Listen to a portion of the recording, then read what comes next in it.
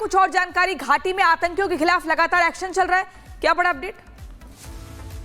जी हाँ, लगातार जिस तरह से हम देख रहे हैं कश्मीर घाटी में किस तरह से ऑपरेशन ऑल आउट लगातार जारी है, उसी बीच सुरक्षा एजेंसीज को कल रात एक सूचना मिली थी हंदवाड़ा के जचलदार इलाके में कुछ आतंकियों की मौजूदगी है। उसके बाद स्क्वाड एंड सर्च ऑपरेशन को कल रात से लगातार शुरू कर दिया गया था और सुबह जब छापा कार्रवाई चल रही थी, घर घर तलाशी चल रही थी, वही करीबन 7:30 का मामला है जब वहां पर एक्सचेंज ऑफ फायर शुरू हुआ और लगातार भी एक्सचेंज ऑफ फायर जो है आतंकियों और सुरक्षा बलों के बीच में लगातार जारी है। और इस बीच ये भी खबर मिल पा रही है कि स्क्वाड एंड सर्च ऑपरेशन को और भी कुछ एरियाज में जो है बढ़ा दिया गया है ताकि जो आतंकी छुपे हुए वो कहीं सा भाग ना निकले। और लगातार गोलाबारी का सिलसिला जो है लगातार सुबह 7 बजे से लगातार अभी चलता नजर आ रहा है। इससे बीच में हमने पहले भी देखा किस तरह से इंटेलिजेंस एजेंसीज ने पहले से ही ये कहा था कि ऐसी आशंका जताई जा सकती है कि किस तरह से लगातार कश्मीर घाटी का माहौल जो है वो आतंकी संगठन लगातार एक बार फिर से कश्मीर घाटी में जो है डिस्टर्बेंस का माहौल जो है बनाना चाहते हैं। लेकिन उस बीच हमने देखा किस तरह से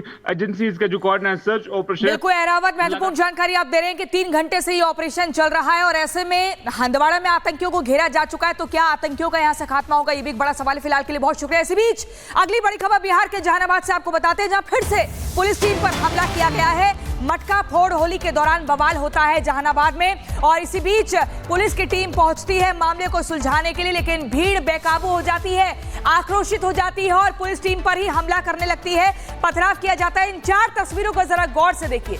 खाकी के दुश्मन कौन है? पहली खबर बिहार के अररिया से 12 मार्च को आई थी। उसके बाद देखिए कैसे 14 मार्च को बिहार के मुंगेर से खबर आती है, यहां पर भी एएसआई को लहूलुहान करके मौत के घाट उतार दिया था। बिहार के भागलपुर से 15 मार्च को खबर आती है और फिर 17 मार्च 2025 से बिहार के जहानाबाद से खबर आती है। आखिर खाकी को बार बार कौन परेशान कर रहा है, कौन डराने का प्रयास कर रहा है, कानून व्यवस्था बिहार में क्यों चरमरा रही है? एक रिपोर्ट देखिए।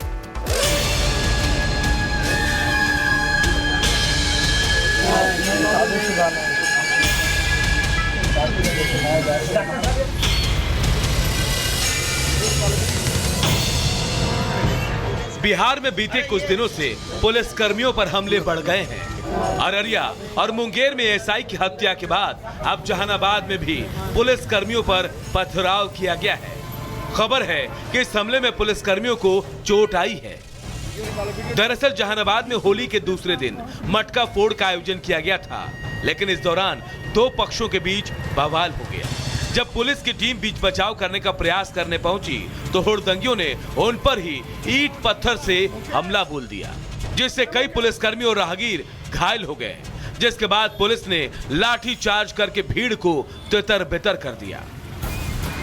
जहानाबाद के एसपी अरविंद प्रताप सिंह ने बताया कि मटका फोड़ने की प्रतियोगिता आयोजित की गई थी।